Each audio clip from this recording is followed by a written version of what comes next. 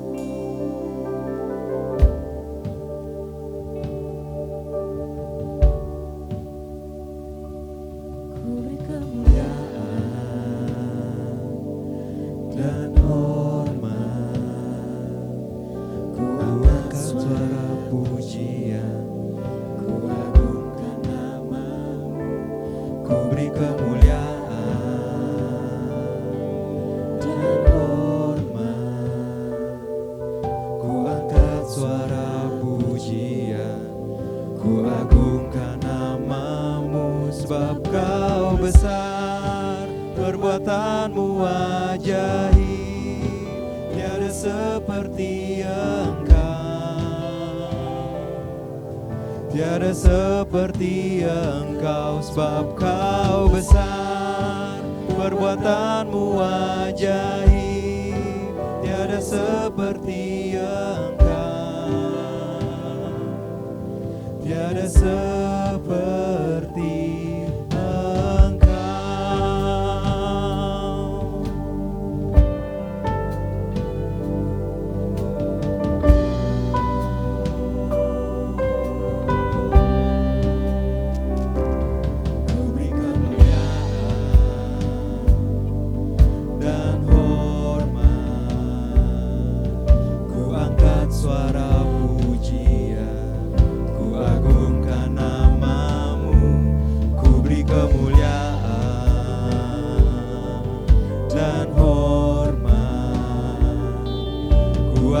suara pujian, ku agungkan namamu, sebab Kau besar, perbuatanmu ajaib.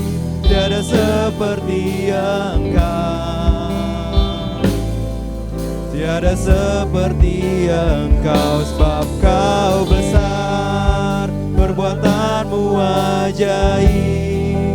Tiada seperti Engkau,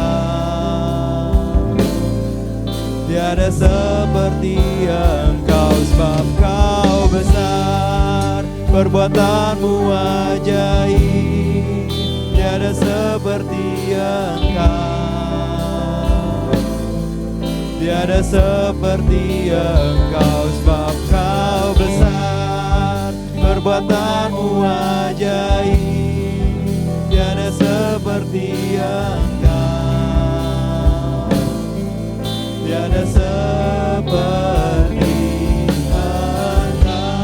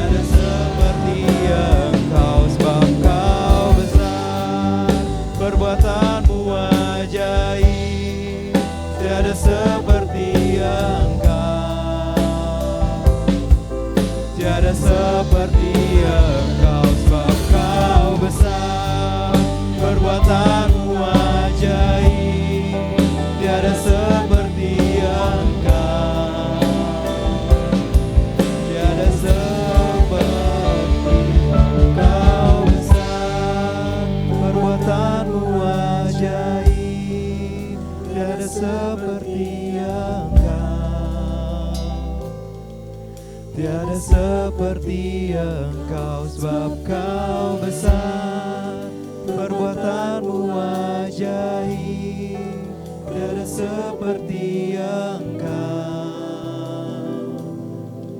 tiada seperti Engkau, tiada seperti Engkau, tiada seperti Engkau.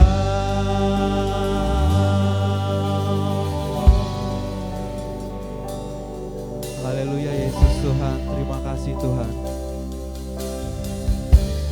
Kami datang ke hadapan-Mu Tuhan, kami siap untuk memuji memuliakan nama-Mu Tuhan. Kau berkati setiap kami yang ada di tempat ini Tuhan, Kau berkati jemaat-jemaat-Mu yang ada di rumah Tuhan. Kami siap untuk memuji nama-Mu Tuhan. Terima kasih Tuhan Yesus, terima kasih Tuhan. Kau jaga dan lindungi kami selalu Tuhan dalam ibadah ini. Terima kasih Yesus, terima kasih Tuhan. Haleluya. Amin. Oke, kita akan memuji memuliakan nama Tuhan. Kita percaya Tuhan kita adalah kekuatan dan mazmur kita. Dia gunung batu dan keselamatan kita. Hanya padanya kita percaya. Dia adalah menara dan kota perlindungan.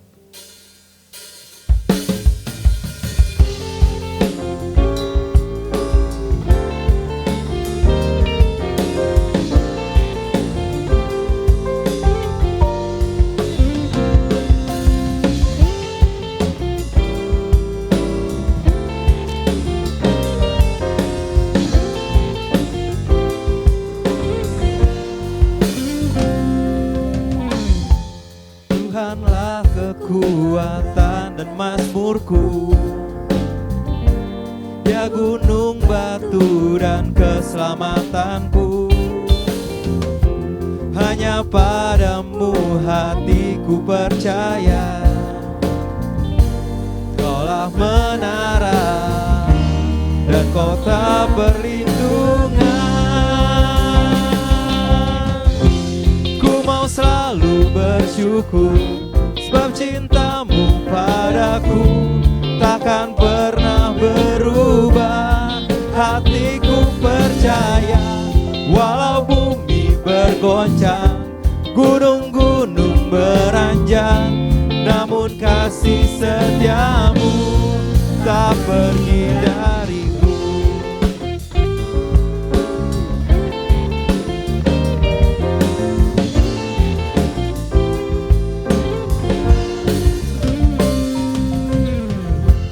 Tuhanlah kekuatan dan mazmurku, Dia gunung batu dan keselamatanku. Hanya padamu hatiku percaya, Kaulah menara dan kota perlindungan. Ku mau selalu bersyukur, sebab cintamu padaku takkan pernah berubah. Hatiku percaya, walau bumi bergoncang, gunung-gunung beranjak, namun kasih setiamu tak pergi dariku.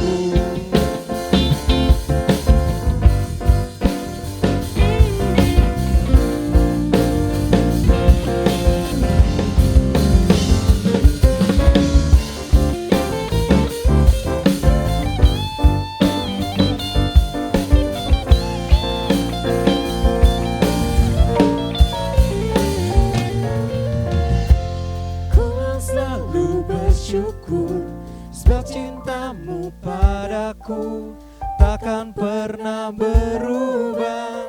Hatiku percaya, walau bumi bergoncang, gunung-gunung beranjak, namun kasih setiamu tak pergi dariku.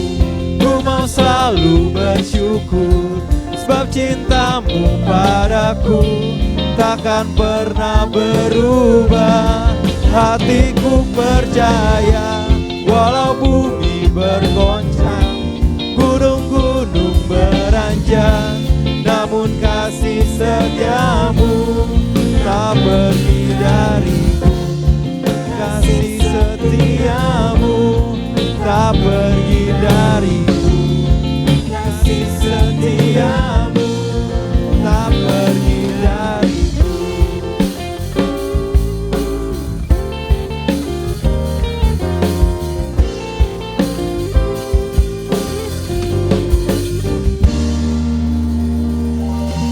Haleluya. Kita sudah memuji menyembah Tuhan, kita siapkan hati kita mau mempersiapkan hati kita mau mendengarkan sebagian daripada firman Tuhan yang akan disampaikan kepada kita. Kita siapkan hati kita lebih dalam lagi. Engkau ada bersamaku ya Tuhan, di setiap musim hidupku Tuhan. Di saat kami susah, di saat kami senang Tuhan, Engkau ada bersama kami ya Tuhan.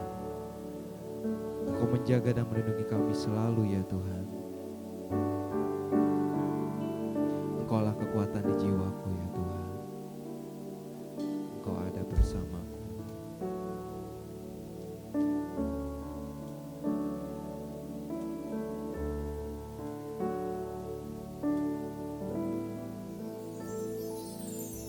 Engkau ada bersamaku di setiap musim hidupku. Tak pernah kau biarkan ku sendiri.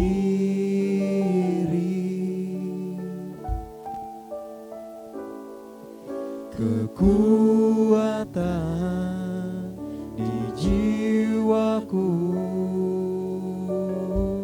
adalah bersamamu. Tak pernah ku ragukan kasih-Mu.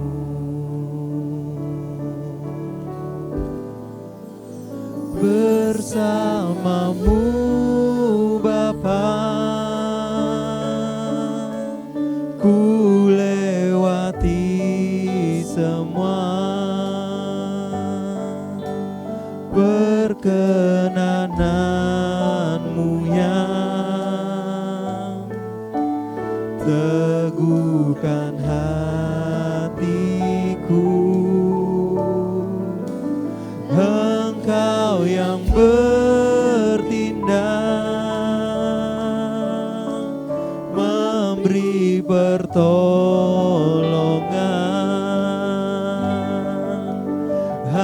Anugerah-Mu besar melimpah bagiku.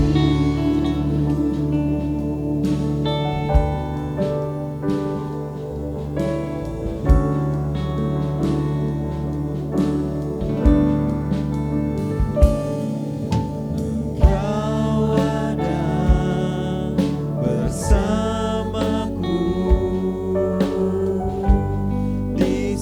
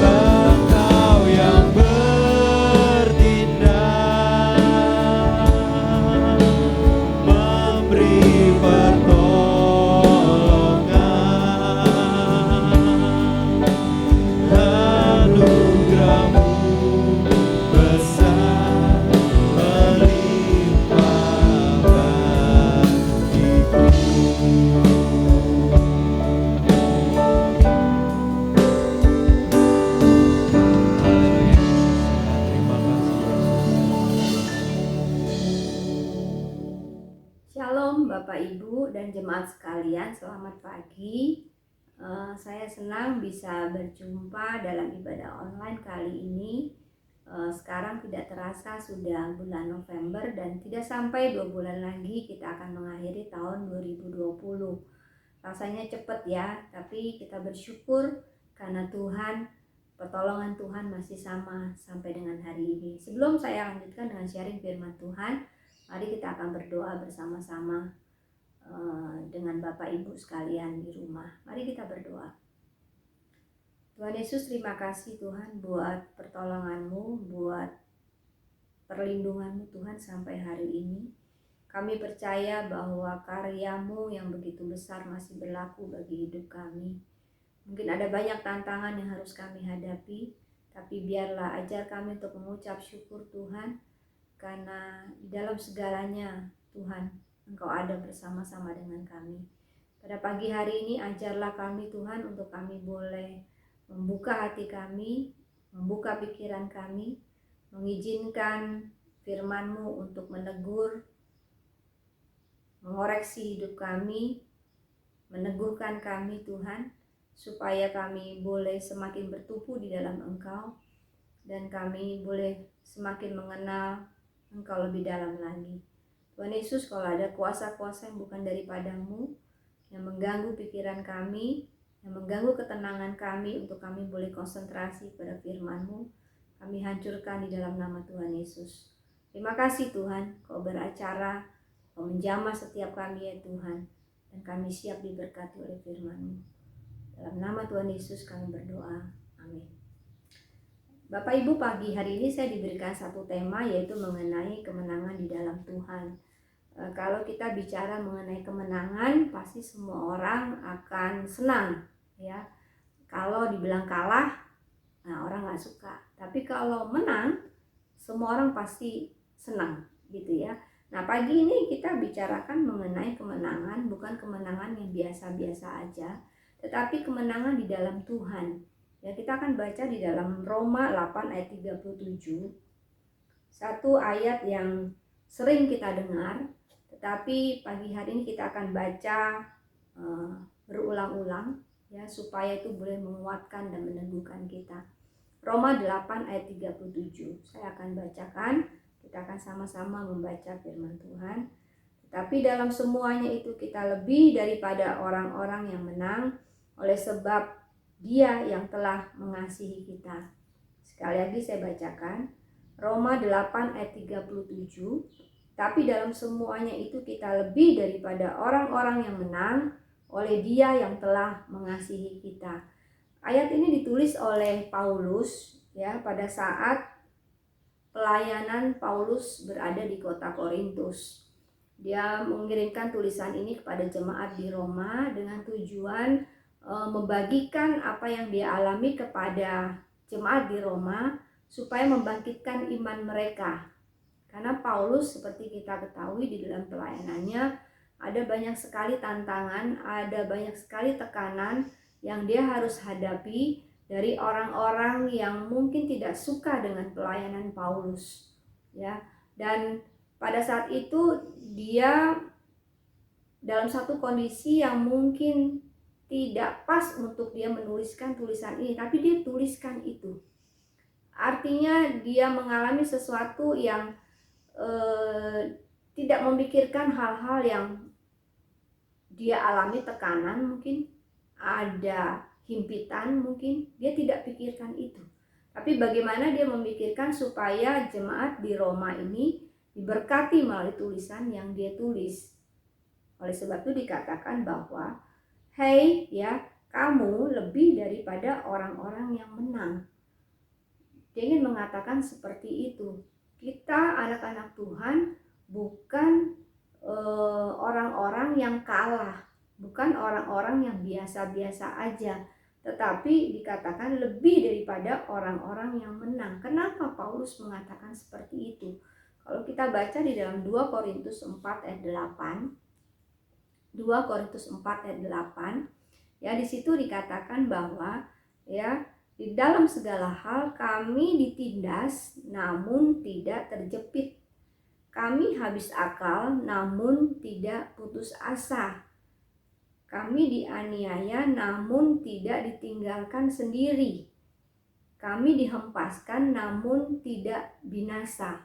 Waktu saya baca ini, saya sampai baca berulang-ulang. Satu hal kondisi yang tidak mungkin bagi manusia biasa, ya. Kalau kita mengalami satu tekanan, satu himpitan, satu tuduhan yang tidak benar gitu ya, satu tantangan gitu, dimana dia sudah memikirkan banyak hal, cara A, cara B, cara D gitu, sampai di sini dikatakan habis akal. Secara manusia tuh udah akalnya habis, udah nggak ada tabungan lagi akal gitu ya, kurang lebih seperti itu. Tapi dia katakan dia tidak putus asa. Wow gitu ya. Saya sampai baca ini sampai wow gitu ya. Dia tidak putus asa. Kenapa? Saya coba merenungkan, Paulus berpikir boleh manusia itu kehabisan akal, tetapi Paulus diingatkan, di dalam Paulus ada Kristus. Di dalam Paulus ada Kristus yang sudah memilih, memanggil, menebus Paulus, dan Kristus itu adalah di atas segala-galanya. Kalau manusia boleh habis akal, kalau manusia boleh ada satu saat mentok, tidak ada jalan keluar. Tapi ingat, ada Kristus di dalam saya dan Bapak, Ibu, dan jemaat sekalian. Kristus itulah yang bisa melampaui akal kita. Kristus itulah yang bisa melampaui pikiran kita. Apa yang kita tidak pikirkan, apa yang kita tidak pernah bayangkan, itu yang Kristus kerjakan bagi hidup kita. Amin. Nah, itulah kenapa Paulus dia menuliskan Roma 8 ayat 37 tadi yang mengatakan bahwa kita lebih daripada orang-orang yang menang. Kenapa? Karena ada Kristus di 8 ayat 3, Roma 8 ayat 37, di kata-kata selanjutnya, lebih dari orang-orang yang menang oleh Dia yang mengasihi. Jadi yang mengerjakan itu adalah Dia, Kristus. Kristus yang mengerjakan itu dalam hidup kita. Kristus yang sudah menyediakan kemenangan itu bagi setiap anak Tuhan. Jadi pada saat kita rasakan tidak mampu, pada saat kita ditindas seperti Paulus tadi mengatakan, ya, kita sudah nggak tahu mesti kemana lagi, minta pertolongan. Di situ ada Kristus. Kuasanya lebih besar, kuasanya melampaui segala akal, kuasanya melampaui tantangan, tekanan yang kita alami saat ini, melampaui segala sakit penyakit yang kita alami saat ini. Paulus ingin katakan seperti itu. Dan pada pagi hari ini saya mau katakan bahwa kita, anak-anak Tuhan, lebih daripada orang-orang yang menang. Oleh Dia, oleh Kristus yang mengasihi saya dan saudara. Pagi ini saya mau katakan bahwa kemenangan yang diberikan oleh Tuhan bukan kemenangan yang biasa-biasa. Kemenangan yang di atas kemenangan yang dunia ini tawarkan. Kemenangan yang mengatasi segalanya. Dan kemenangan itu adalah anugerah. Kemenangan kita bukanlah oleh kekuatan kita, bukan kekuatan manusia, tapi Kristus yang ada di dalam kita yang mengerjakan kemenangan itu. Sehingga di atas kemenangan yang ada ditawarkan oleh dunia ini.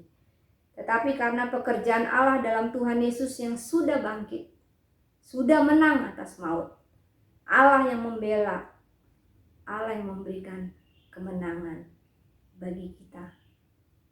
Pertanyaannya, dengan mungkin sudah 7-8 bulan kita menghadapi wabah pandemi dan sampai sekarang masih belum selesai. Waktu awal tahun terjadi pandemi di negara lain, saya berpikir bahwa itu jauh dari Indonesia gitu ya. Itu di negara lain yang musim, ada 4 musim, kalau kita tropis gitu ya. Banyak juga yang berbicara seperti itu. enggak lah gitu ya. Tapi nyatanya terjadi juga di Indonesia. Dan itu membawa dampak yang luar biasa. Membawa efek yang luar biasa. Ada banyak sekali para pekerja yang harus kehilangan mata pencahariannya, yang harus turun penghasilannya. Dengan penderitaan, tantangan seperti ini, bagaimana? Apakah kita masih bisa mengalami kemenangan? Apakah itu terjadi juga untuk anak-anak Tuhan? Yang saya mau katakan adalah Tuhan tidak menjanjikan kenyamanan buat kita, tapi Tuhan menjanjikan kemenangan bagi kita. Sekali lagi saya katakan, Tuhan tidak menjanjikan kenyamanan buat kita, tetapi Tuhan menjanjikan kemenangan buat kita. Dan kemenangan itu berlaku buat setiap anak-anak Tuhan. Lalu bagaimana caranya? Bagaimana kita bisa mengalami kemenangan seperti yang Paulus alami? Mungkin penderitaan kita tidak sehebat Paulus, tapi saat ini kita merasakan luar biasa. Lalu bagaimana kita bisa memperoleh kemenangan? Kita akan buka di dalam 1 Yohanes 5 ayat 5 ayat 4, maaf. Kita akan baca bersama-sama. Sebab semua yang lahir dari Allah mengalahkan dunia, dan inilah kemenangan yang mengalahkan dunia, iman kita. Sekali lagi saya baca 1 Yohanes 5 ayat 4. Sebab semua yang lahir dari Allah mengalahkan dunia, dan inilah kemenangan yang mengalahkan dunia, yaitu iman kita. Iman secara sederhana saya mau katakan bahwa pada saat kita mendengar firman Tuhan dan kita mengaminkan, artinya kita setuju dengan firman Tuhan itu iman. Sekalipun firman Tuhan itu sepertinya tidak mudah untuk dilakukan, tetapi ingat, bukan kita yang melakukan, tetapi Kristus yang memampukan kita untuk melakukan setiap firman Tuhan. Itulah iman. Orang yang memiliki iman, dia akan optimis. Dia akan menjadi lebih kreatif. Dia akan melihat setiap peluang di tengah tantangan, di tengah tekanan. Tapi orang yang tidak memiliki iman, yang imannya mulai lemah, dia akan menjadi pesimis. Gampang panik, cemas. Kalau sudah panik, sudah cemas, sudah tidak bisa melihat peluang. Gak bisa melihat lagi karena yang dia lihat di depannya hanya tembok. Begitu ada tembok, panik gitu ya. Boleh ada kalanya kita mengalami satu posisi kita takut. Tapi ingat, takutnya jangan berkelanjutan. Ingat ya, iman itu melihat sesuatu yang di luar tembok, di balik tembok. Orang yang beriman, dia akan melihat di balik tembok ada sesuatu yang Tuhan janjikan. Di balik tembok ada kemuliaan yang Tuhan berikan. Di balik tembok ada penyertaan Tuhan yang Dia berikan. Dia tidak akan membiarkan kita seorang diri untuk terbentur ke tembok yang besar. Saya teringat dengan satu kisah bangsa Israel. Waktu bangsa Israel keluar dari tanah Mesir, Musa dipakai Tuhan untuk memimpin bangsa Israel. Lalu ada satu situasi di mana di depan ada laut Teberau dan di belakang ada tentara Mesir yang dikirim oleh Firaun untuk mengejar bangsa Israel kembali ke tanah Mesir. Pada saat itu mereka dalam posisi terjepit, bangsa Israel terjepit, Musa pun juga terjepit. Di depan laut tidak mungkin pada saat itu tidak ada kapal. Kalaupun ada kapal, mau berapa banyak disediakan untuk bangsa Israel yang jumlahnya tidak sedikit. Jadi situasi yang benar-benar tidak mungkin. Di belakang ada tentara, terjepit mereka. Nah, pada saat itu kita melihat bagaimana reaksi dari bangsa Israel waktu dalam situasi kondisi terjepit. Mereka katakan bahwa, Musa, mengapa engkau harus mengirim kami ke tempat ini hanya untuk mati? Hanya untuk dihabisi oleh tentara Mesir. Kemudian bangsa Israel mereka bilang bahwa lebih baik kami ada di Mesir, diperbudak oleh bangsa Mesir daripada kami harus mati di tempat ini. Tapi kita akan melihat bagaimana Musa waktu dalam situasi terjepit, bagaimana dia meresponi. Kita akan lihat di dalam Keluaran 14 ayat 13. Tetapi berkatalah Musa kepada bangsa itu, janganlah takut, berdirilah tetap dan lihatlah keselamatan dari Tuhan yang akan diberikannya hari itu kepadamu. Pada saat Musa mengatakan itu, apakah sudah datang pertolongan? Belum. Apakah Musa melihat tangan Tuhan pada saat itu langsung terulur? Belum. Tetapi Musa memiliki iman yang luar biasa. Di tengah situasi yang terjepit, di tengah bangsa Israel yang berteriak kepada Musa, dia katakan, Musa, kenapa engkau ajak kita di tempat ini hanya untuk mati? Lebih baik kita kembali ke Israel, ke Mesir. Kita menjadi budak nggak apa-apa, tapi nggak mati konyol. Tapi Musa tetap dia memiliki iman. Dia katakan, jangan takut, lihat ya, keselamatan itu akan datang, akan dikirimkan kepadamu hari ini. Orang yang memiliki iman selalu punya harapan. Orang yang memiliki iman, dia akan selalu memperkatakan sesuatu yang sesuai dengan firman Tuhan. Dan inilah Musa. Bapak Ibu, ini menjadi pilihan kita pada saat ini, ya.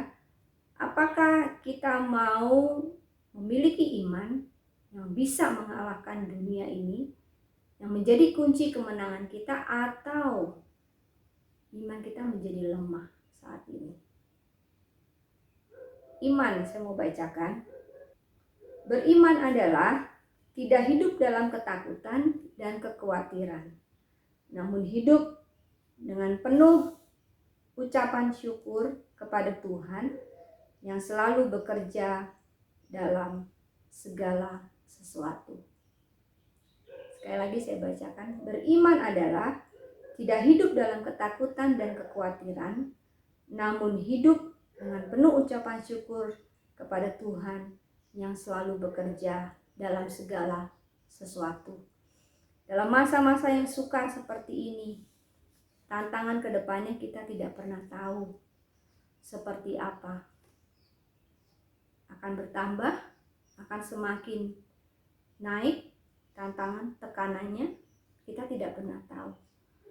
Kalau tekanannya semakin naik dan iman kita tidak dibarengi semakin naik, itu akan menjadikan kita semakin terpuruk, menjadikan kita menjadi semakin bisa stres, bisa depresi, bisa segala macam terjadi kalau tidak dibarengi dengan iman. Ada satu kata-kata yang saya suka di awal waktu pandemi ini, ya.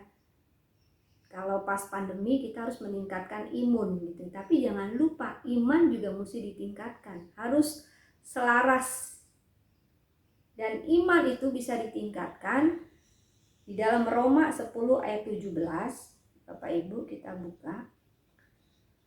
Roma 10 ayat 17. Di situ dibilang bahwa iman timbul dari pendengaran dan pendengaran oleh firman Kristus.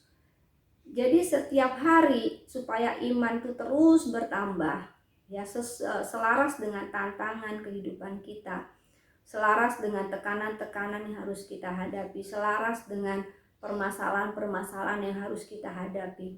Gak ada jalan lain, yaitu kita harus meningkatkan iman kita. Bagaimana cara untuk meningkatkan iman kita? Di dalam Roma 10 ayat 17, tidak ada cara lain. Jadi iman timbul dari pendengaran, dan pendengaran oleh firman Kristus.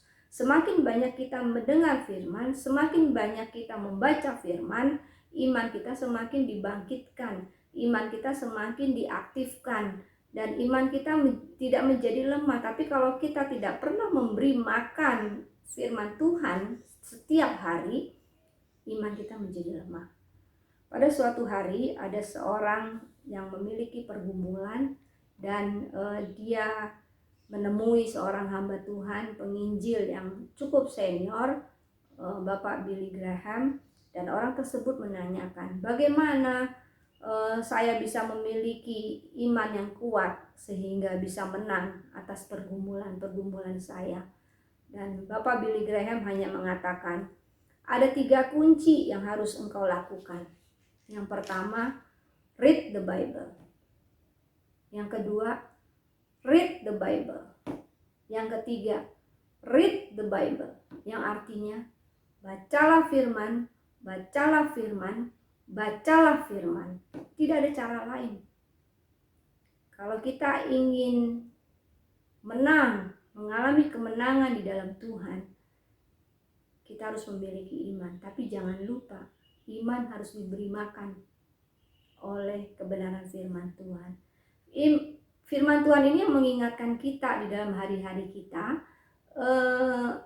Seringkali kita merasa lemah ya. Pada saat lemah, firman akan muncul. Segala perkara dapat kutanggung di dalam Dia yang memberikan kekuatan kepadaku. Amin. Kalau kita tidak pernah membaca firman, kalau kita tidak pernah memberikan makan firman buat hidup kita setiap hari, pada saat kita menghadapi tekanan, yang muncul apa? Lagu-lagu melo, ya, begini nasib, ya, banyak sekali gitu kan. Jadinya sedih, gitu. Jadinya kecewa, jadinya putus asa, jadinya tidak berpengharapan. Tapi kalau kita memberikan makan firman setiap hari, yang muncul adalah firman Tuhan. Waktu orang lain mungkin menyakiti kita, mengecewakan kita, membuat kita menjadi sedih, firman itu mengingatkan kita, ya, kasihilah musuhmu, ya, seperti engkau mengasihi dirimu sendiri. Ya, jika engkau ditampar pipi kiri, berikan pipi kanan, ya, jangan takut, ya. Pada saat kita mengalami situasi ekonomi yang keluarga yang carut marut karena pandemi, mulai ada kekhawatiran, mulai ada kebimbangan, mulai ada kecemasan. Tapi pada saat kita diisi oleh firman, firman itu akan mengingatkan. Ada satu ayat yang bagus sekali di dalam Yesaya 41 ayat 10. Di sini dikatakan bahwa janganlah takut sebab aku menyertai engkau. Janganlah bimbang karena aku ini Allahmu. Aku akan meneguhkan bahkan menolong engkau. Aku akan memegang engkau dengan tangan kananku yang membawa kemenangan. Jangan takut, ya. Manusia diberikan satu perasaan takut. Itu tidak apa-apa selama itu sesuatu yang wajar, karena rasa takut itu menolong kita dari bahaya. Misalkan kalau kita mau menyeberang jalan, kalau kita tidak punya perasaan takut, maka kita nyelonong aja, gitu ya. Atau misalkan kalau kita tidak punya perasaan takut, kita akan lompat dari lantai 10 ke bawah. Apa yang terjadi? Ya, perasaan takut itu tidak apa-apa selama memang dalam koridor seperti itu. Tapi di dalam Yesaya 41 ayat 10 dikatakan janganlah takut, artinya apa? Jangan sampai hidup kita dikuasai oleh ketakutan. Ya, dikuasai oleh ketakutan, itu maksudnya. Dikuasai oleh ketakutan seperti ini. Kalau cuma takut aja oke. Tapi kalau sedikit-sedikit takut, itu menjadi tidak oke. Kalau cemas ya biasa, kita pasti punya ada rasa cemas, rasa khawatir. Tapi kalau sedikit-sedikit cemas tidak oke. Kalau sedikit-sedikit khawatir tidak oke. Artinya apa? Satu tanda bahwa iman kita masih perlu dikasih makan, dikasih makan, dikasih makan. Karena apa? Karena ada situasi di dalam hidup kita sedikit-sedikit takut, sedikit-sedikit cemas, sedikit-sedikit khawatir, sedikit-sedikit bimbang. Yang menjadi salah adalah sedikit-sedikitnya, Bapak Ibu. Jadi itu satu tanda bahwa kita harus kembali kepada firman, penuhi hidup kita dengan firman. Penuhi hidup kita dengan firman. Dan tidak ada jalan lain. Izinkan firman Tuhan untuk mengoreksi hidup kita, ya. Dan pada saat ini dunia ini sedang menggantikan iman dengan satu filosofi yang lain yang dikatakan dengan cara berpikir positif. Saya tidak mengatakan itu salah, tetapi cara bekerjanya berbeda. Iman timbul dari pendengaran akan firman Tuhan. Artinya firman Tuhan waktu kita baca, dia mengerjakan sesuatu dalam hidup kita, dia mengoreksi hidup kita, lalu dari situ akan keluar iman, perkataan iman. Kalau cara berpikir positif, dunia ini sedang menggiring pada satu posisi dari luar dimasukkan ke dalam, gitu ya. Kata motivasi itu bagus, tapi tidak memiliki kuasa. Tetapi iman itu memiliki kuasa, dan kuasa itu bisa kita rasakan di dalam perjalanan hidup kita, dan itu akan bekerja. Itu bedanya iman dan cara berpikir positif. Oleh sebab itu, iman harus dibangun melalui kebenaran firman Tuhan. Dan hal lain yang saya mau katakan adalah iman bekerja melalui ketaatan. Pada saat kita sudah diisi oleh firman Tuhan, tetapi tidak ada ketaatan, tidak akan membawa kemenangan berlaku dalam hidup kita. Waktu ada iman bekerja, waktu ada firman Tuhan yang kita baca, kita mengaminkan, kita setuju, kita percaya kepada Tuhan, sekalipun firman itu susah dan dalam kondisi sekarang ini sepertinya tidak mungkin.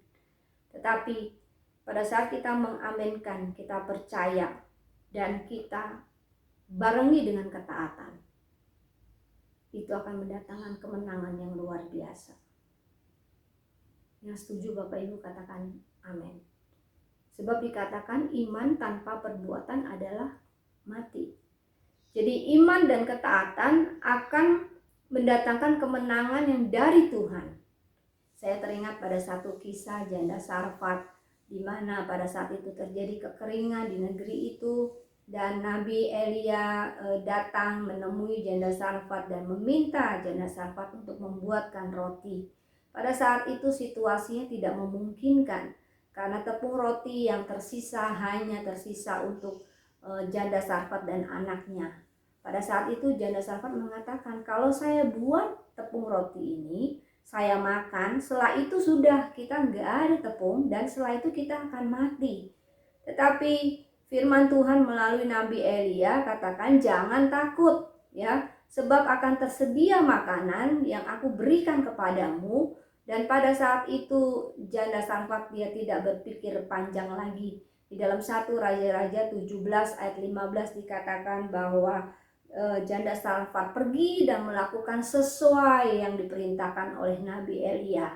Dan di ayat itu dikatakan bahwa setelah dibuat roti dari tepung roti yang tersisa hanya sedikit, ternyata setelah itu tidak pernah ada kehabisan. Mujizat selalu datang pada saat ada ketaatan. Perjamuan Kana, air menjadi anggur, itu juga terjadi mujizat karena ada ketaatan. Di dalam ketaatan ada satu langkah yang harus kita lakukan. Kalau seandainya janda Sarfat pada saat itu dia tidak mau melakukan, dia tidak mau melangkah, dia tidak mau membuat tepung roti buat Nabi Elia, bisa jadi pada saat itu janda Sarfat tidak merasakan mujizat. Bisa jadi pada saat itu janda Sarfat akan mati kelaparan karena tidak ada ketaatan. Jadi kadangkala Tuhan membutuhkan langkah dari kita untuk maju, untuk melakukan sesuatu, seperti halnya pada saat bangsa Israel ingin menyeberangi sungai Yordan. Ya, pada saat itu Tuhan memerintahkan kepada imam untuk melangkah kakinya dan mencelupkan kakinya di sungai Yordan, dan setelah itu sungai Yordan menjadi terbelah. Ada satu langkah yang harus kita lakukan kadangkala di tengah-tengah situasi yang tidak mungkin. Mungkin Tuhan menginginkan engkau melakukan sesuatu terkait dengan pekerjaan yang mungkin sudah mulai susah. Lakukan sesuatu, apapun yang Tuhan perintahkan, lakukan. Sekalipun itu menjadi sesuatu yang tidak sepertinya jauh dari keberhasilan. Tetapi kalau Tuhan perintahkan engkau untuk lakukan satu langkah yang kecil, ketaatan yang kecil, itu akan mendatangkan mujizat yang luar biasa. Atau Tuhan minta engkau tunggu, seperti waktu bangsa Israel ingin menyeberangi laut Tuberau bersama-sama dengan Musa. Musa harus mengetukkan tongkatnya ke laut Tuberau, setelah itu baru bangsa Israel maju. Atau seperti itu. Yang mana yang Tuhan ingin engkau lakukan dalam kehidupan ini? Dalam situasi yang sulit, yang hanya bisa kita lakukan adalah perbesar iman kita, perbesar ketaatan kita, untuk kita boleh merasakan kemenangan bersama dengan Tuhan. Saya ingin berbagi slide mengenai iceberg, gunung es. Kalau Bapak Ibu lihat di situ ada satu gunung yang besar, gunung es. Di bawahnya itu jangan dikira kosong, ada gunung es, ya. Kalau saya bisa mengilustrasikan, kemenangan di dalam Tuhan itu di atas yang muncul, tapi di bawahnya apa? Ditopang oleh bertumbuh dalam iman dan ketaatan. Itu yang menjadi kita merasakan kemenangan di dalam Tuhan di dalam hari-hari kita. Di masa yang sulit ini, di masa yang kita nggak tahu ke depannya seperti apa, hanya satu, kemenangan di dalam Tuhan kita bisa raih, kita bisa nikmatin kalau kita bertumbuh di dalam iman, pendengaran akan firman Tuhan, dan ketaatan. Oleh sebab itu, cari Tuhan, jangan tinggalkan Dia, maju terus, semangat, Tuhan berkati. Kita akan berdoa dan kita sama-sama berharap supaya kebenaran firman Tuhan boleh menjadi kekuatan buat kita. Mari kita berdoa.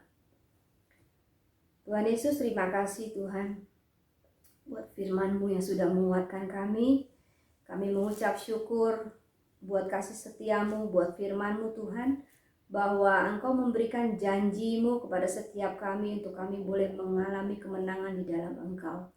Engkau tidak meninggalkan kami seorang diri, Engkau menyertai hidup kami. Engkau ajar kami ya Tuhan, kalau selama ini kami mengabaikan kebenaran firman-Mu, kalau selama ini kami tidak taat, Engkau ampuni setiap kami Tuhan. Ampuni setiap kelalaian kami. Ajar kami untuk kembali lagi pada kasih karunia-Mu.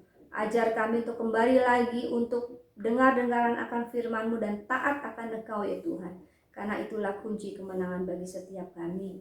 Pada pagi hari ini hamba berdoa untuk setiap jemaat-Mu Tuhan, yang membutuhkan Engkau di dalam pekerjaan mereka, yang membutuhkan Engkau di dalam keluarga mereka ya Tuhan, yang membutuhkan Engkau dalam sekolah mereka, yang membutuhkan Engkau di dalam usaha mereka, apapun yang mereka lakukan ya Tuhan.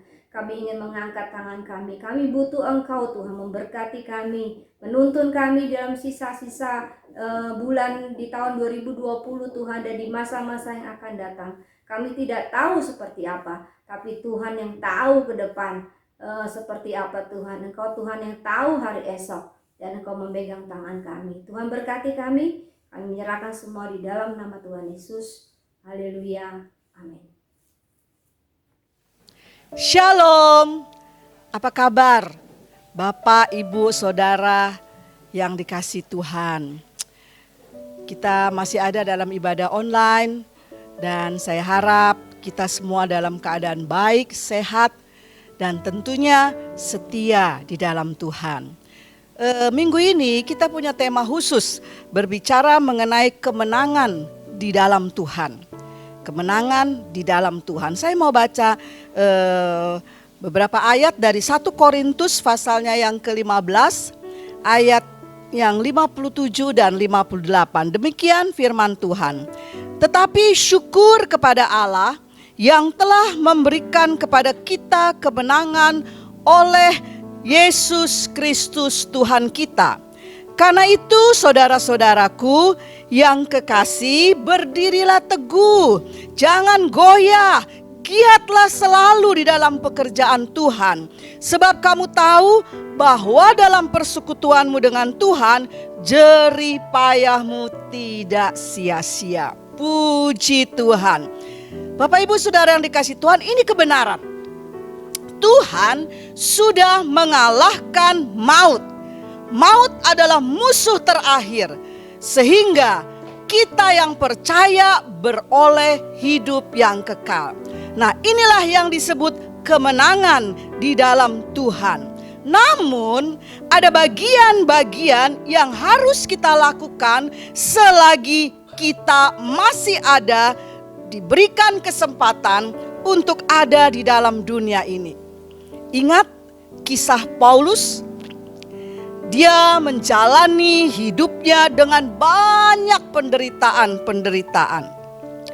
Namun, mengapa dia bisa bertahan dan dia bisa menghadapi itu semua?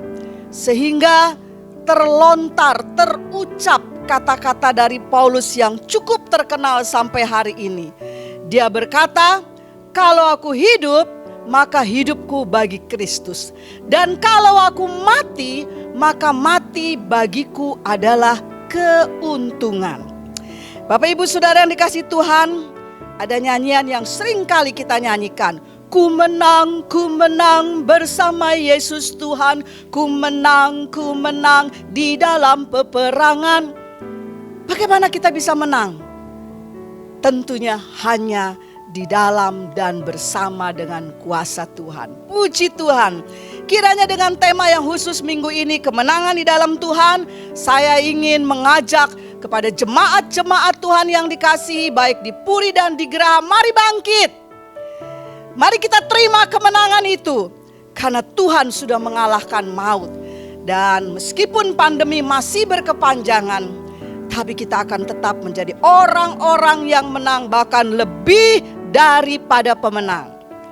Korintus katakan, mari kita berdiri teguh, jangan goyah, jangan putus asa, karena Roh Kudus diutus kepada saya, kepada saudara, untuk memimpin kita, untuk menyertai kita, sampai pada akhirnya kita tiba di negeri yang indah itu, yaitu surga yang kekal.